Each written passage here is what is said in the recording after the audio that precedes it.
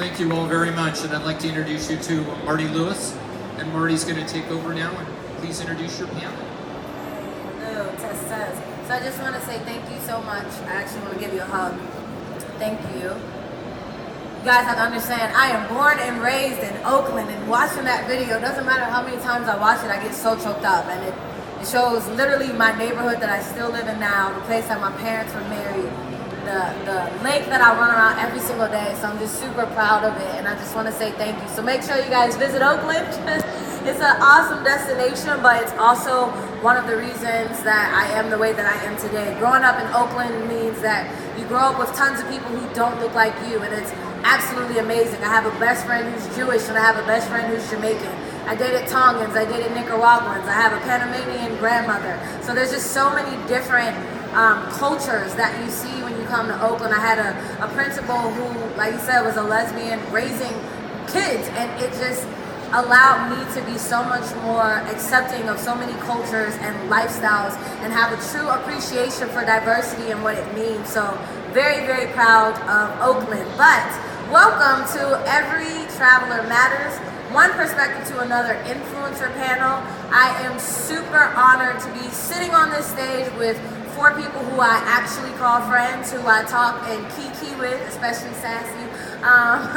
But people who I love, people who are game changers in their perspective niches, but also the overall travel narrative, who are speaking up for people who look like them and people who don't look like them, who are complete advocates for diversity in travel in general. So without further ado, I'm going to ask each one of them to introduce themselves, where you're from, and the niche that you represent, and we'll start with Sassy and go down. I'm Sassy. I am totally blind. My guide dog Ida is curled up at my feet, and I am a disability blogger, journalist, and speaker. And for me, I challenge those perceptions, hopefully with education and humour. And I try and empower others to be disability confident.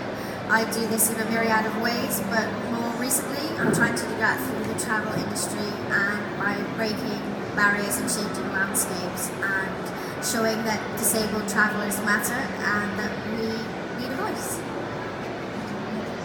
Hello.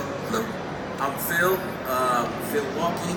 I come from Milwaukee, Wisconsin, and I'm an advocate for Black man travel and positivity. And I break down barriers and stereotypes, because the Black man is looked upon as, we have our perception of Black men. So I'm there to break that barrier down and eliminate the stereotypes. Hi, I'm Kirsty, Leanne, and I'm a plus-size travel blogger from the UK. I want to change the way that travel looks and show that plus-size people travel just as much as anyone else, and I want to do it because I don't want anyone to ever feel the way I felt before when it comes to feeling left out or feeling like you can't do anything. Hi, my name is Dr. Kiona. Hard to follow all these amazing acts, but basically I'm a digital educator. I bring academia to the digital space, and my platform amplifies marginalized identities, marginalized voices, and redefines the experts on who we need to be listening to and what perspectives matter and what perspectives don't. Awesome. So the first question I have is for everybody. It's, what was your breaking point, or what actually happened that made you want to advocate for other travelers in your specific niches? Start with Sassy. I grew up with chronic illness, which meant I was in a wheelchair, in and out of it for about 8 years. And anywhere I went at that time, because it was in the 90s, I couldn't get on buses or trains or taxis without the assistance of someone else, and yet I had enough mobility to get out of my wheelchair. So it made me realise very quickly, what about those people who were in wheelchairs full time? Where was their accessibility to public transport? And I remember kind of campaigning just in my local town and council for things like that. And when I started writing my blog at the beginning, it was actually to do with educating more on blind people getting out and about, because one of the most frequently asked questions is, where's your carer?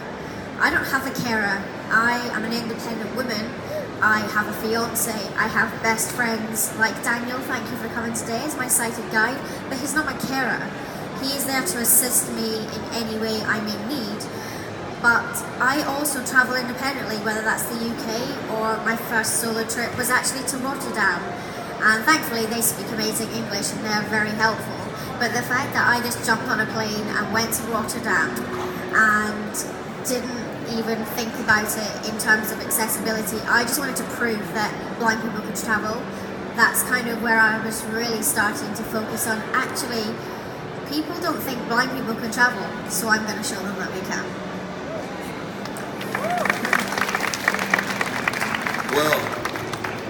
Well, I would just travel just because I was living in Europe, and I didn't know that I would represent black males. I just thought I was having fun traveling, and then I began to get DMs of people saying, "Oh man, you're making."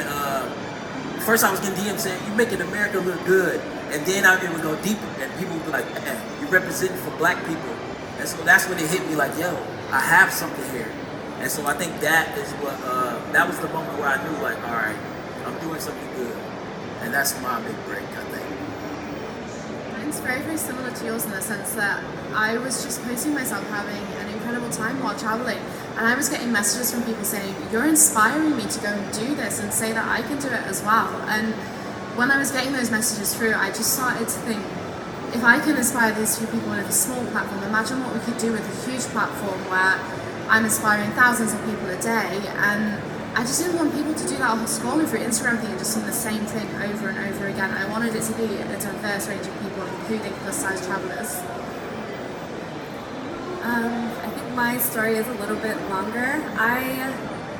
My breakthrough moment was I would buy really, really cheap tickets to anywhere in the world on Spirit Airlines, because they would be $30, $100, and I would go anywhere, El Salvador, Nicaragua, Honduras, like wherever was cheapest, and I would go with my best friend. And she's half Haitian, half Sudanese, super black, super tall, super beautiful. And whenever I would travel with her, people would roll out the red carpet for her, take pictures with her, give her free things. And then I traveled with another Asian girl, and it was not the red carpet at all. We got chased by lots of white men thinking that we were prostitutes. We were ignored a lot, and no one ever thought that we spoke English. And so it made me realize that who I was traveling with definitely affected my travel experience. And so I just put out a call on Instagram like, "Hey, does anybody want to write about traveling while black? Because it's totally different traveling while Asian." And then all these people started writing in, I started posting them. And then I realized that not only is it different traveling while black or traveling while Asian, it's different traveling while Muslim, traveling while Native.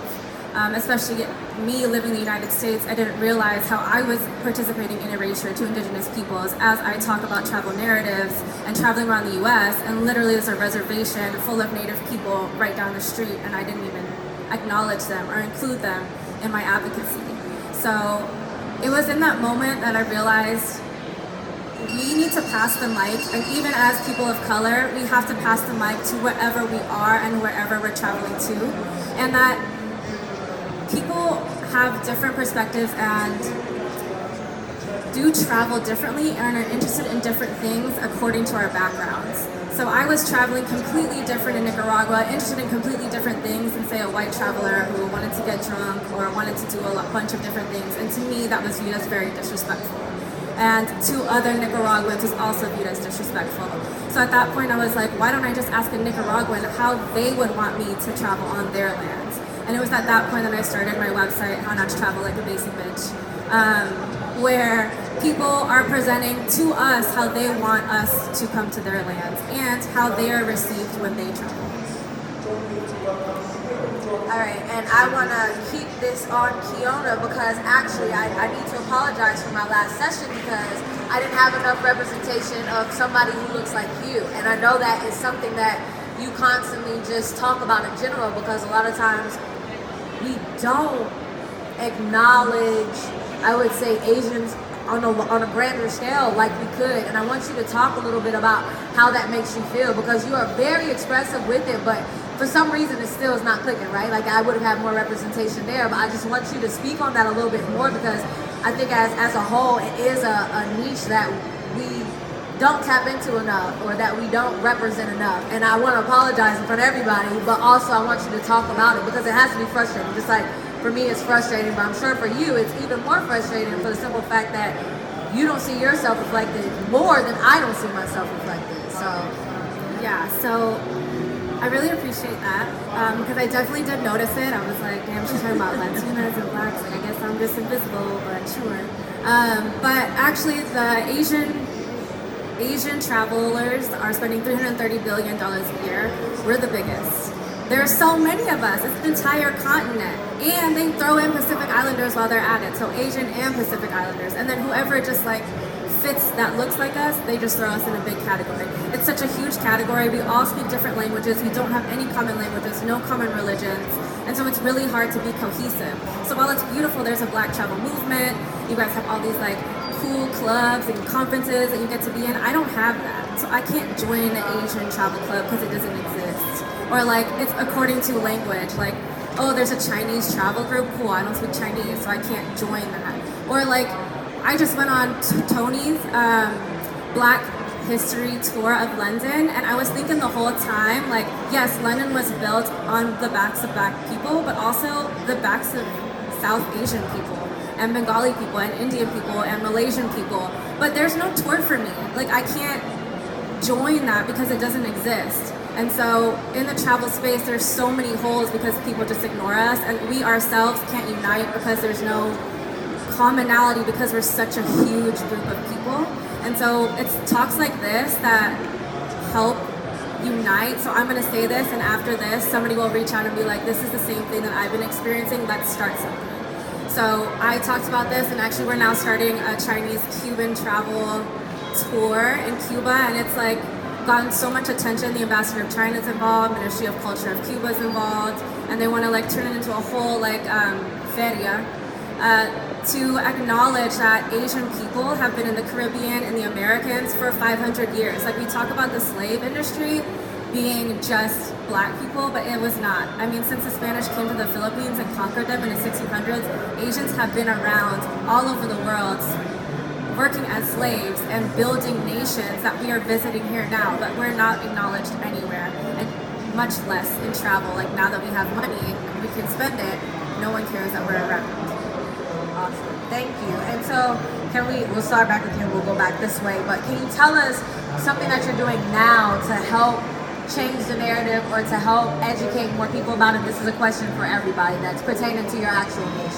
So what are you doing now to help educate people about just Asian travelers in general and on what platforms? For me, I do it all through Instagram, and now we're actually shooting a documentary about Chinese in Cuba. But for me, I didn't see a tour. Like, I think it's beautiful that there is Black History tours, and I look at that as an example. Like, I wish that we had that. So I'm trying to create that same thing in Cuba, and like at least be the representation that I want to see.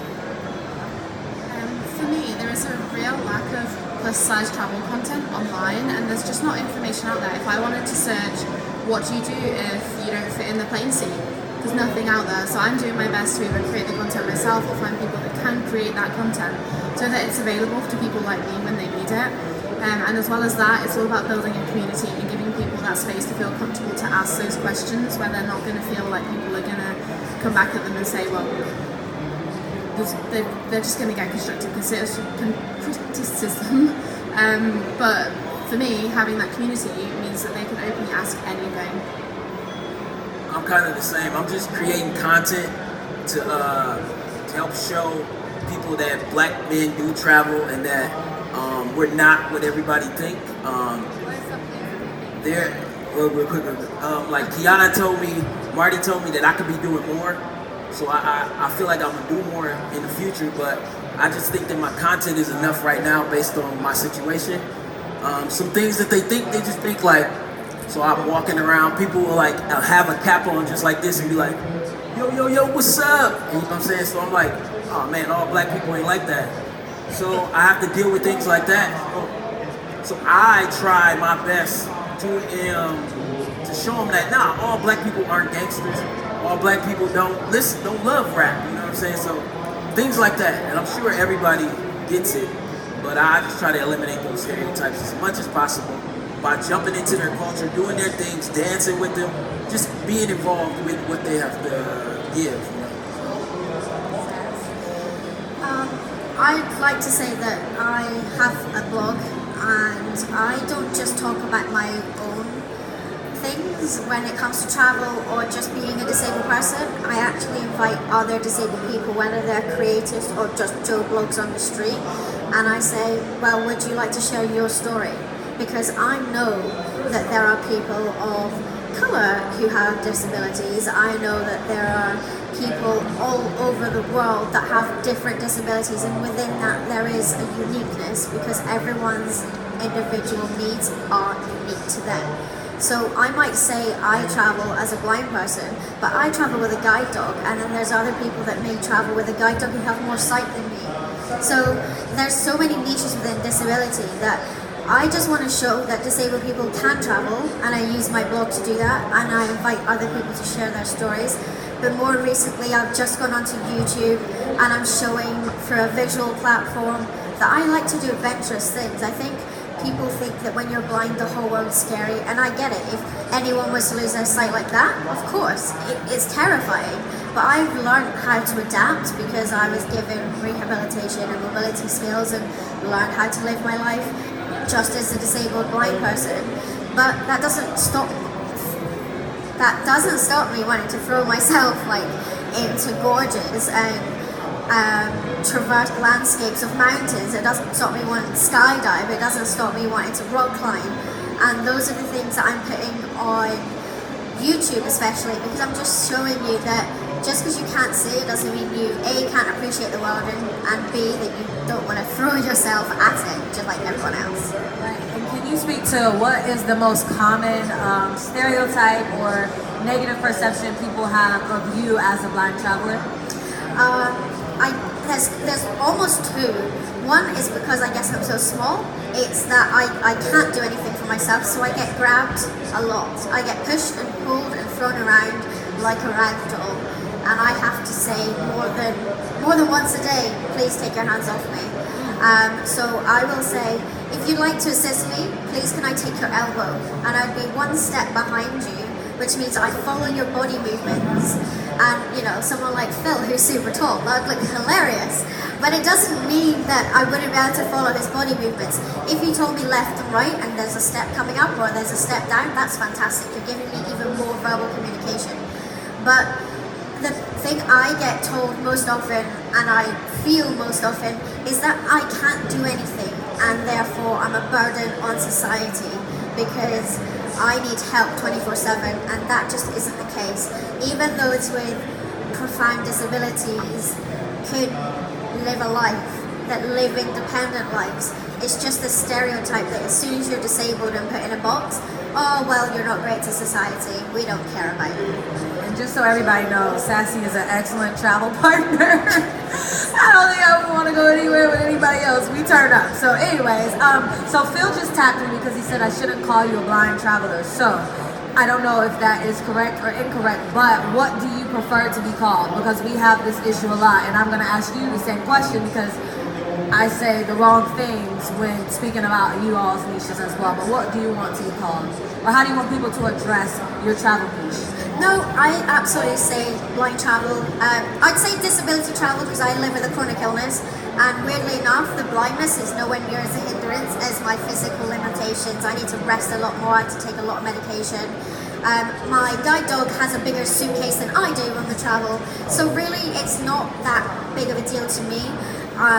Some people may prefer to be called sight impaired, partially sighted, visually impaired, but that's the nuances. I appreciate that everyone is an individual, but speak to them on a level. If they correct you, then use those terms, use those pronouns if they want to be classed as they. But I am not offended by the term blind or blind traveller. Phil, what do you want to be called? Black traveler. I'm not offended by black traveler either, but we call it black traveler either. It doesn't matter.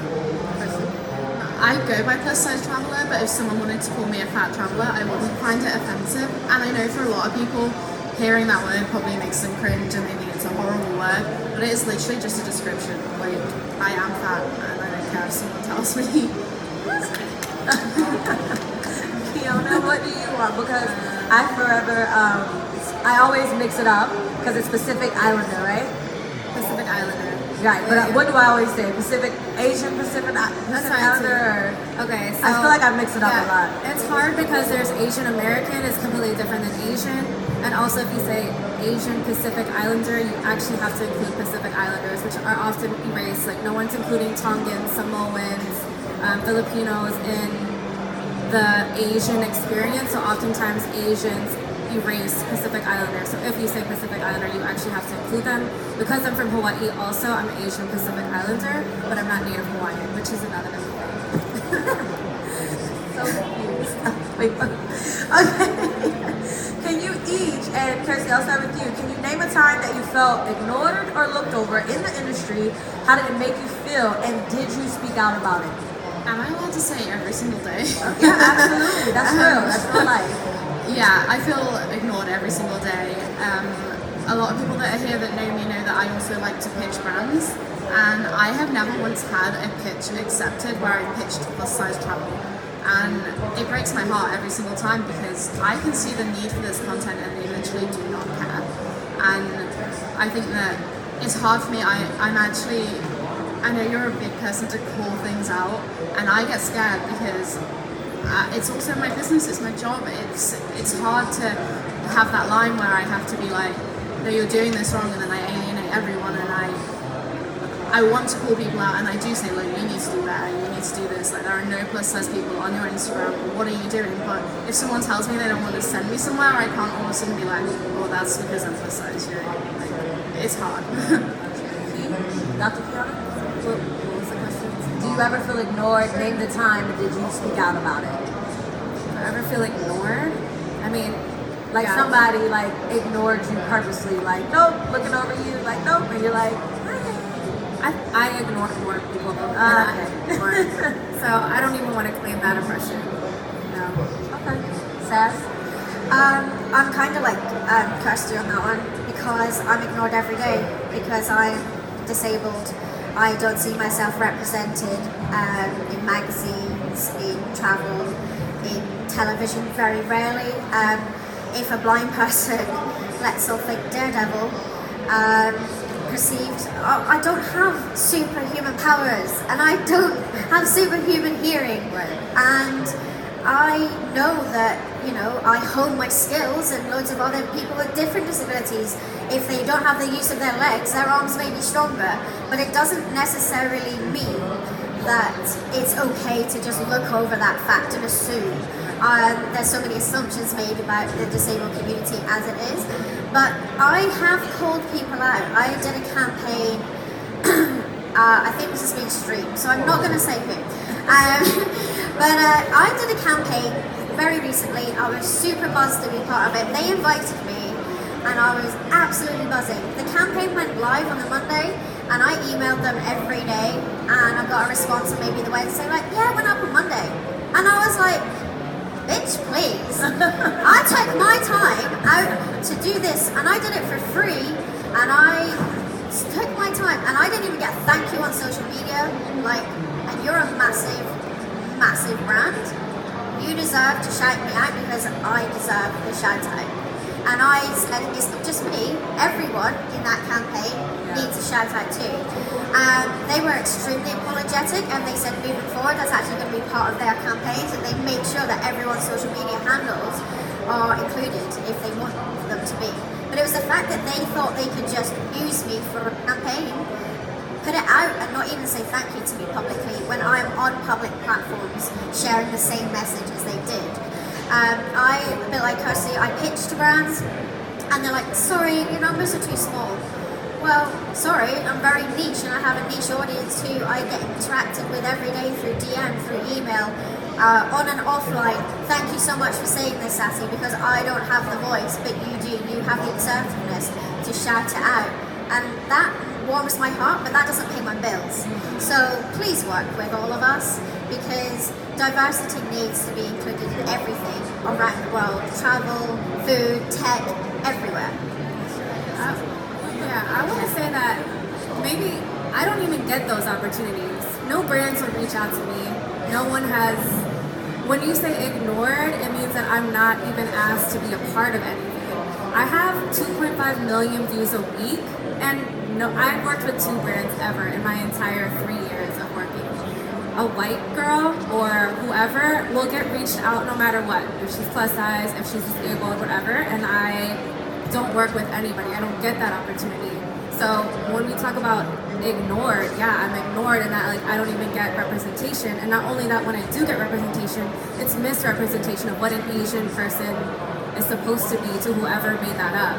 I mean, there was another travel conference that I was supposed to be on, but I was replaced with another Asian woman who literally said she's never experienced racism in her entire life and said she grew up in a white family. So for me, I was like, okay, I don't know who chose her. Actually, I do know who chose her. It was a white male who chose her to be on that panel, but it was because that's the Asian that he had in his mind of what an Asian is supposed to be. And so to me, it's horrible representation, it's horrible misrepresentation. And so when I feel ignored, it's not blatant, I'm looking over you. It's like, I'm not even gonna put you on anything. I'm not gonna give you any opportunities. And if I do give you an opportunity, it's gonna be what I think you should say or how you should speak. Well, every time I take a picture, I put my fist in the air, right? And so people could think what they want to think about that. I feel like it's a representation of I love being black. And Kiona got me a job one time, but they asked her about that, and I guess with them being afraid to put me on the company because I mean that can cause a lot of problems. They thought it was like militarization. Yeah, but I mean, it is what it is. You know what I'm saying? I feel like it's black power. If you want to incorporate that with news or whatever. But Kiona had to vouch for me, and I think that happens to me a lot. So I try not to do this as much because I do want the jobs, and I feel like I shouldn't have to do that. But the reality of it is I don't think companies want me to be like, man, I'm more comfortable like this. Nah, I just don't think that, even my mom told me, she was like, Phil, I don't think that's a good look. And I just want to be like, Mom, you selling out. But I get it, you know. I'm representing the company. And so I think that I lost a lot of stuff because of that. And even when you and I have conversations, and I'm like, no, because that's what we know you as. And if you guys don't know, Phil has a show on the Matador Network, which is called Phil the Culture, and you do that every single time and say what you say. When you see me in my stands, make no mistake. Of course it means black power, but it also means solidarity all the time. Yeah, something like that.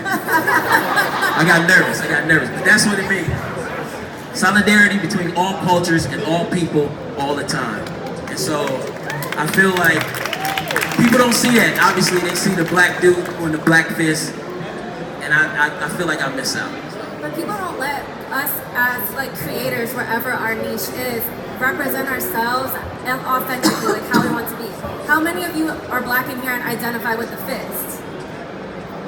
I mean, like, it's really, really powerful. It's empowering. I feel empowered, and I'm not black, and I feel empowered, and I see it. So when I talked to the brand, I was like, that's him. Like, you have to let him show up how he shows up. You can't edit how he is. And another brand also felt a certain type of way, too, and they said something to me about it. And I had to send them over a clip of me saying, "Will you see me in my stands?" And they was like, "Oh, okay, cool." But that comes from like not understanding historical oppression. It's like, yes, black power doesn't mean that you hate anybody. It just means that you're empowered in yourself. So if brands are automatically going to feel defensive, like, oh, they're hating on white people or whatever, well, yeah, white people enslaved black people for a really long time. I think they can do that. It's fine. And so having to edit yourself after feeling so much oppression is oppressive. Like, it's so frustrating to me. It's happening to him. Feel some type of way. Yeah, I wish I could elaborate like you. Yeah, you're right. That's what I mean right there. Thank you. So I want you guys to give examples of what your fellow colleagues or what anybody in the industry can do in terms of advocating for you or advocating for diversity in this space. Give some examples of how people can help, because a lot of times people will say, well, we get that it's an issue, but now what do? We don't know how to move forward. So if you can give it from your own viewpoint, how people can specifically help you or specifically help your niche or what you would like to see the industry do, that'd be great. We'll start with you, Sass. For me, it's absolute representation.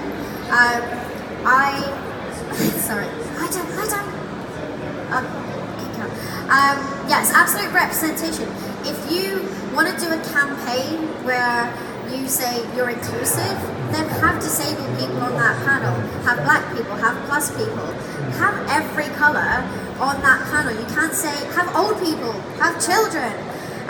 You've got to have everyone. You can't say, we're inclusive, and then include one black person, one white person with a smiley face. I believe that my disability is my own, and I know my own friends have the quote-unquote the same disability as me, but we all are represented very differently ourselves when we're out in public because we are public perceptions. But if you want someone to be at the forefront, you've got to include us. Put us on your posters, put us in your marketing, put us on the telly, put us in your modelling campaigns. Like, I know that modelling is about being tall and being pretty, but who's to say that being plus size or being short with wonky eyes doesn't make you pretty? Oh, thank you. I would say, would you marry me, but I'm already engaged. And it's absolutely about representing each person as an individual, but making sure that you have across the board. I think for me also is when we all stand up for each other. Like Kirsty shouted me out the other day on Instagram saying, we need to see more people like Sassy and loads of other people. She tagged tons. And I got like 20 followers from that. Thanks, babe. And that's what I mean. It's because we're all shouting at each other. We're showing that we're all one. We're united. We might have different niches, but we should all be shouting each other out. Sorry. Advocating for you, what would you like to see the industry do to advocate for people in your travel industry?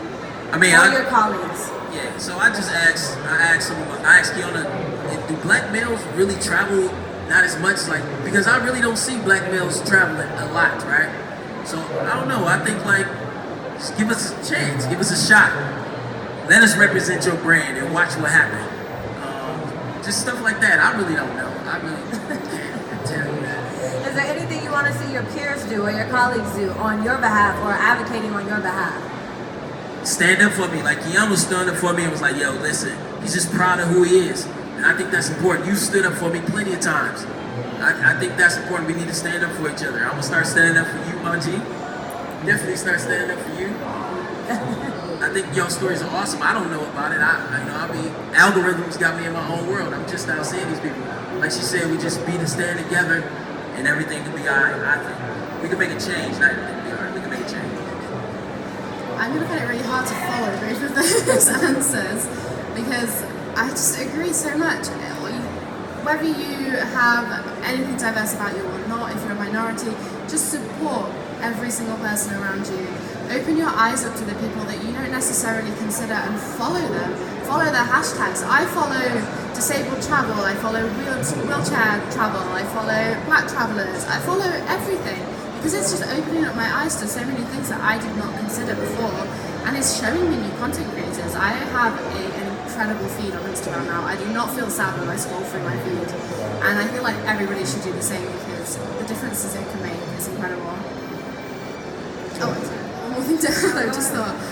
Another thing is when you're traveling as well, consider, this is exactly what Marty did, but she made that video about Sassy Wyatt. I absolutely love that, and I think the more people that do that is incredible, because if someone said, oh, I just climbed to the top of like this bit of the Great Wall of China, there was 400 steps, I'd be like, okay, yeah, I need to bear that in mind if I was to go. Like, think about what other people are going to consider when you're traveling, and just help them out, give them tips. Is it accessible?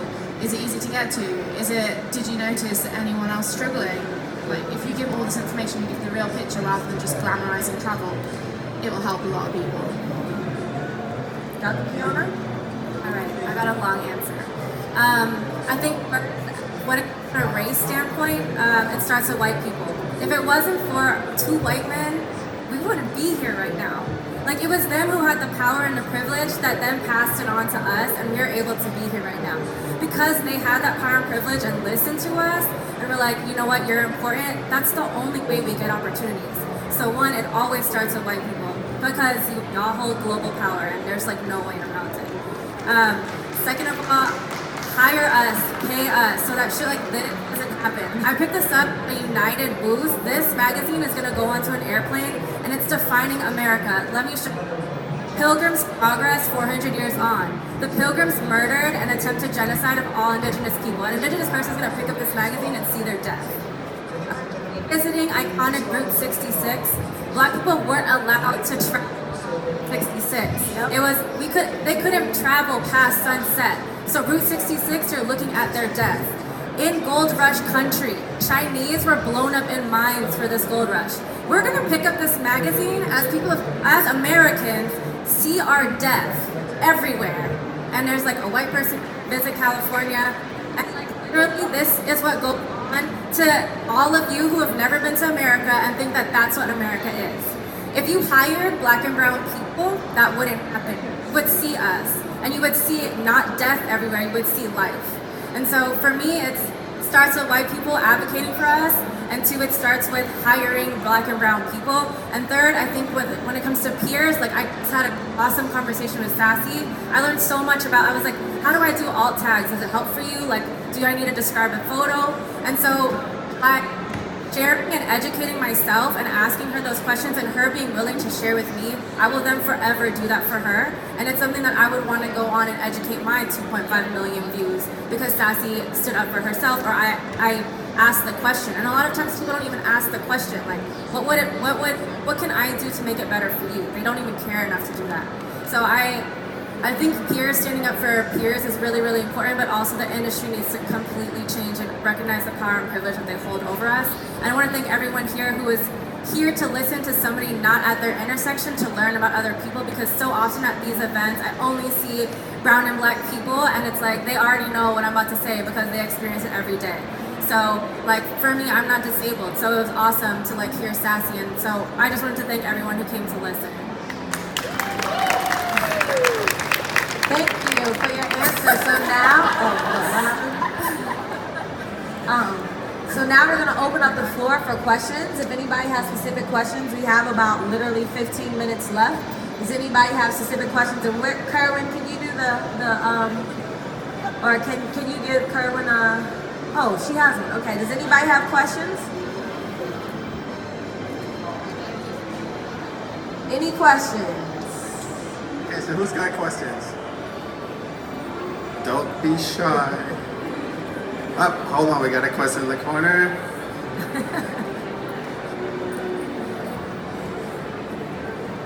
Hi guys, sorry I'm on the mic for the second time today.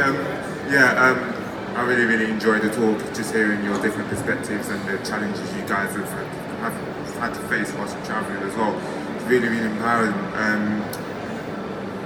Marty, I liked the fact that you previously recalled from like another talk that you did, and you mentioned that the lack of representation from an Asian perspective, if I'm right. I really like that because you recognise the error that you made and you corrected that, and what's important is that there's going to be errors made along the way. There's going to be mistakes made along the way, and what's important is that we're open-minded enough to like, okay, recognise, okay, what we've done wrong, okay, where do we go forward from this, and how do we correct that, and make sure that misrepresentation is a correct representation of what we're trying to do. So I think my question is, what's the process of learning from those mistakes, and how did you go about it, and what did you do to address it exactly? You might have answered it before, but how do you? Yeah, I just think in general, we are, sorry, the music is throwing me off, I'm like, hey, what? I think in general, we always have to be open for communication and be willing to have the conversations. Kiona, I watch her stuff religiously, and I end up learning so much about it, but also Kiona feels comfortable with me enough to correct me, and we have to be willing to be corrected, but to also say publicly, I made a mistake, because if I'm saying something incorrect, or if I don't show her in a light where she feels represented, then I'm not doing my job correctly. You know what I mean? If I'm sitting here saying diversity and inclusion and my slide only reflects maybe 3 Asian people, that is a problem. So we just have to be open and be able to communicate. And that's why I say all the time, like, that's why I ask them certain questions as what you can do or what things they want to see happen differently in the industry. And these type of conversations have to continue to happen. We shouldn't only be having these conversations at WTM. We should be having these conversations all the time. That's why I say diversity and inclusion are more than just buzzwords. They're calls to action. And we should always be thinking of everybody top of mind. So yeah, I just think it's conversation and correcting yourself and being okay with that. Like, I don't have a problem correcting it. Like, no, made a mistake, like, make sure, because I don't ever want her to feel any type of way about it, you know? Yeah, I think like establishing intention is really important. Like my intention wasn't to do that. But I think it's very easy to get frustrated when you're constantly ignored, especially with brands. And then you're like, hey, this isn't the right way. And then they get, like, they never want to work with you again because they're like, oh, she's a problem. Oh, she always is like starting fires or whatever. So like, I think brands need to set intention. Like, hey, my intention isn't to misrepresent you or to hurt you. However, I may make mistakes. Please feel free to correct me if I need to do something differently. And I feel like brands don't do that. They just view you as a problem if you don't fit in. When it comes to peers, it has to be a conversation. I think make so many mistakes. And I'm totally willing to correct them, just like Marty so gracefully did. But I'm also not gonna come at Marty like, bitch, you represent me. Like, I'm not gonna do that. Like, I could have a conversation like, hey, like, did you ever think about, or I always say start with a question, like he always asks questions first. And so I always ask the question like, did you think about? And so that way it leads with intention of like resolving something rather than like coming at people and already being really, really defensive. Next question. Avita Robinson, founder of Nomadness Travel Tribe and Audacity Fest. My question comes from the community point of view, right? Nomadness is privilege, and we are privileged in that Marty runs our social. So we have a Marty that's already injected and a Sam that's already injected into the ecosystem to make sure that we're covering our bases and calling each other out to make sure that we got our shit straight. For the people who run communities who don't have a Marty, what is the best way for them to help amplify who you are, your message, your movement, you as an influencer? What is the best way that other communities and ours can help? Because we may not be doing everything in our power, and that's fair. But what is the best way from a community organizer, online community provider, like, that we can help amplify and push you guys to where you're trying to go to your next levels?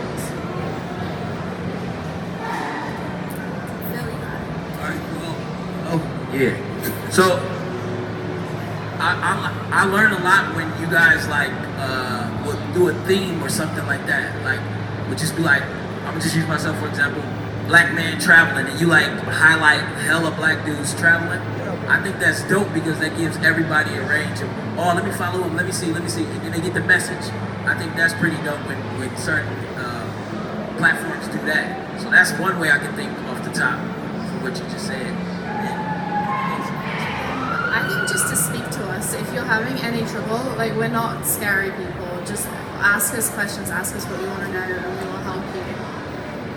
Yeah, I'm gonna say hire us. I mean, you saw that there was a deficit in Asian travelers and you're hiring somebody to cover Asian travelers, but you sought that out. And I think that's the key that's missing in a lot of things is like people aren't seeking it out. They're not seeking out different perspectives, and like you do a lot of self-reflection because you're a grown person and like are intelligent, but a lot of brands aren't aware of their holes and that they don't have blind spots, and it's a problem that they don't recognize their blind spots and aren't willing to do the work to fill them in.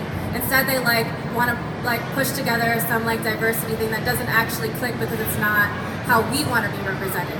So if you hire somebody like a Marty, like how you have people on your team, then you wouldn't have that. So I don't know, for me it's always like hire, pay people to teach you about their cultures or their niches and recognize that you have a blind spot. And we all have blind spots because we all have privilege.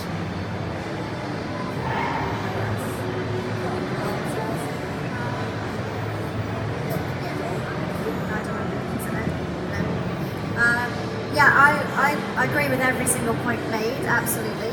I think it's about having your own community, and I know when it's niche, it's like, okay, well, we're niche, this is our point, why are we going to talk about A, B, C, and D?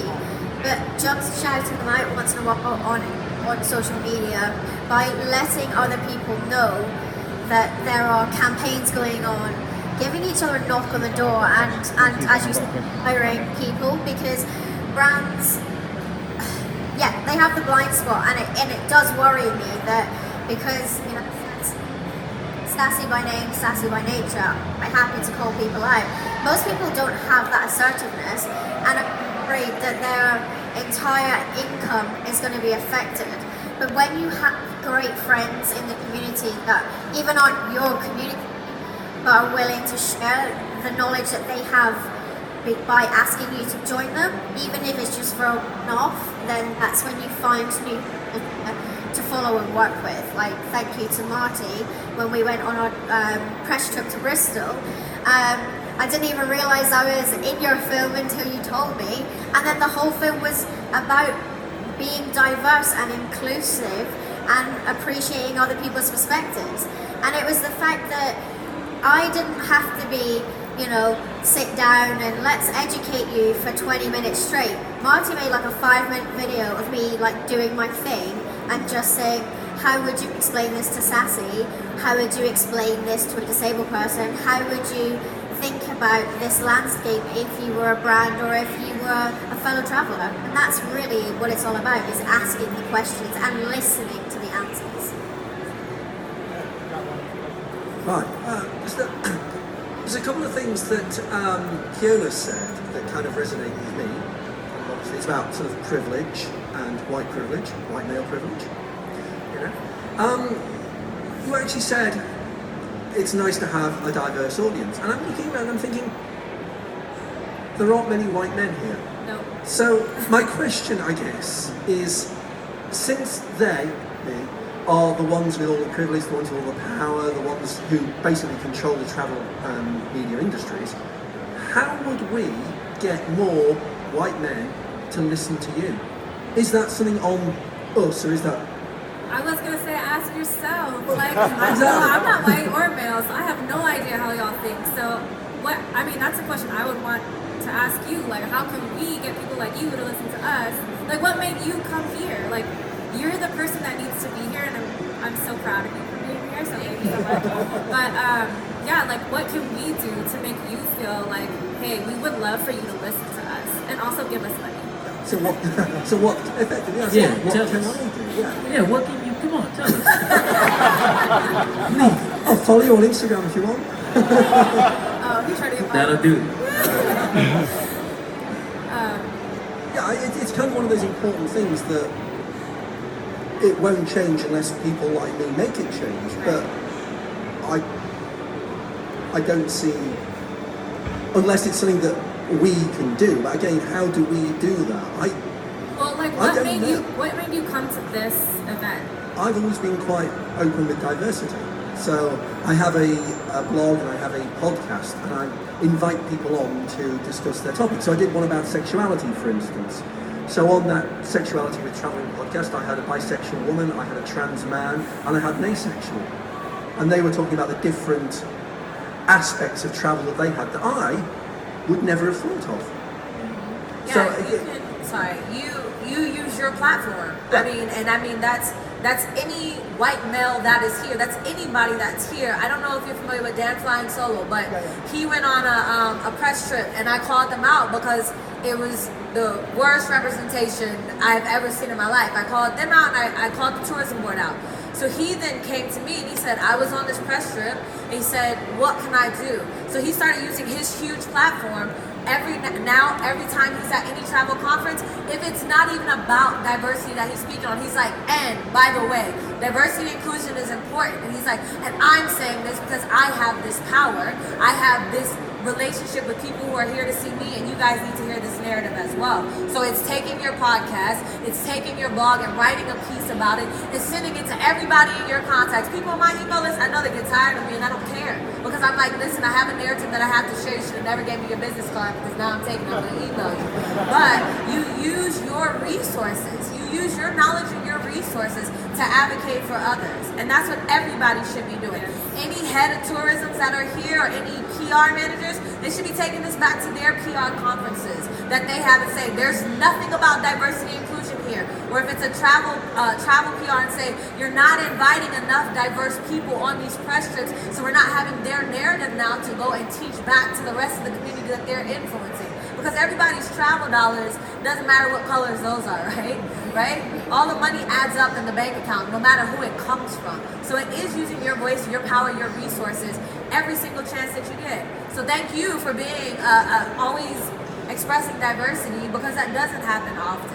Or being like a Michael and a Paul and giving us this platform to do this. When they didn't want to at first, but we wore them down after a lot of persistence, but then they started to understand it because they started to look around. Because people like us start showing up to their events too. So for one, we can't expect you to do anything if we don't come at you, if we don't show up in those spaces where we need to be. But look around. You see the whole black and brown content creator community right here. Right here. They're here to support for a reason, so that everybody else can see too. They care about this issue. It's important to them too, because they're the ones who are directly affected by all of it. So yeah, sorry, not my panel, y'all. My bad. I just have one more thing. Just to give you an example, I think we all hold privilege. So I am light skinned, I'm not a dark skinned Asian. And so whenever I go on photo shoots, I always say, like, where is my dark skinned representative? Because they always have to have a balance. And because Asia's so big, I have the privilege of being like, oh, people always think East Asian, but no, like, Asia's huge. So I always have to make sure that I have a dark skinned counterpart, otherwise I won't do the shoot. And last time, it's even better if you have like a brown skinned Asian person that's disabled, which I just went on a shoot with him, and I put a boy with one leg, and he was South Asian, and we did an adventure shoot together. So I refuse to work with brands who don't have a counterpart for me, and that's how I only work with 2 brands. But, for me, that's more important. I'd rather not work with a brand than like be the only representation in my entire continent. And then also I refuse to do podcasts that don't have transcripts. So like for people who are deaf, I won't do a podcast if they don't have a transcript already ready or something like that. So I turn down a lot of things. And I would expect a white male in the boardroom to be like, we're not doing this unless we have people here represented. That's what I would want. Yeah, we only have time for one more question. Go ahead. Thank you. So, hi there, I'm Daniel. Just for those who don't know me, I'm no one important. I'm just Sassy's secretary. You are so important. Give it up for Daniel. So, genuinely, guys, it's just I've just got a question that I was interested in asking. So, whether or not you like the phrase influencer, I see you as all influencers in the sense that, just as you said, Kiona, you all have power, and I know that's easy for me to say as a white male exactly what you were talking about.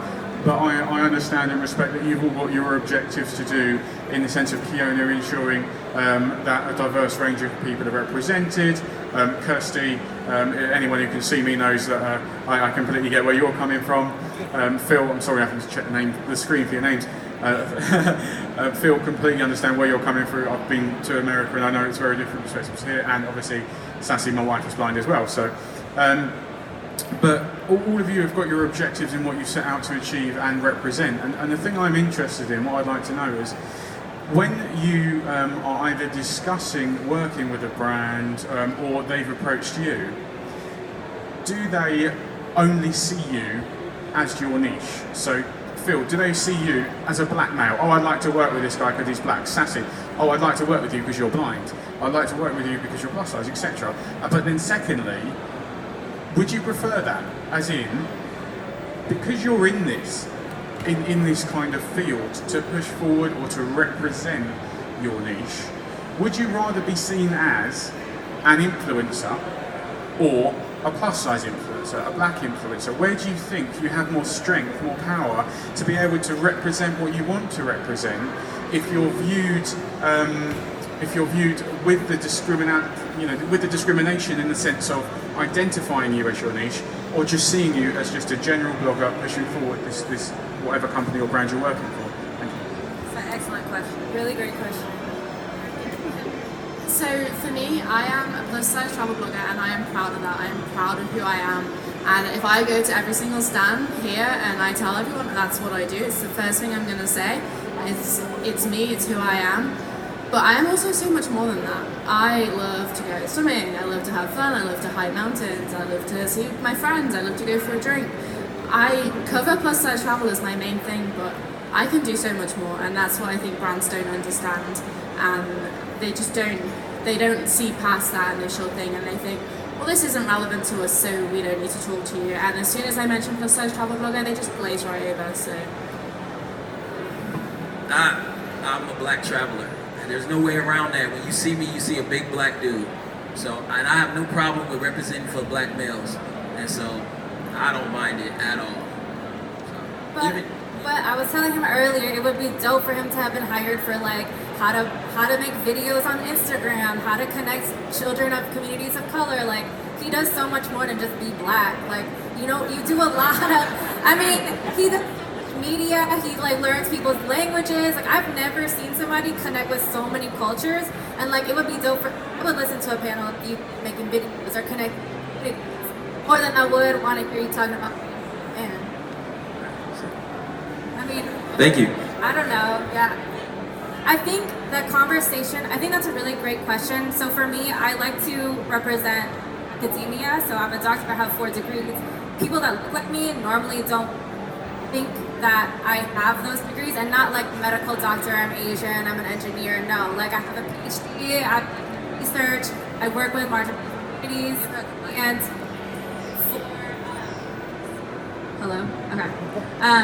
So for me to represent academia, I don't think that I can only be an academic. I have to be an academic of color, because we haven't even had the conversation about how people of color haven't had access to academia, and how we've always been viewed upon as less than, or foreign, or dumb, or couldn't speak English, or whatever it is.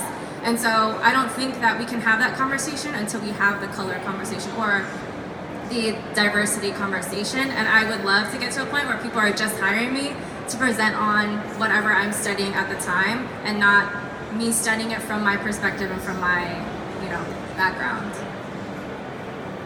So we just want to say thank you to everybody who came out to hear them. Thank you again to Visit Oakland for being our sponsor. I hope you guys learned a lot that you can take back now, so that we can create a more inclusive community in the travel space. Thank you.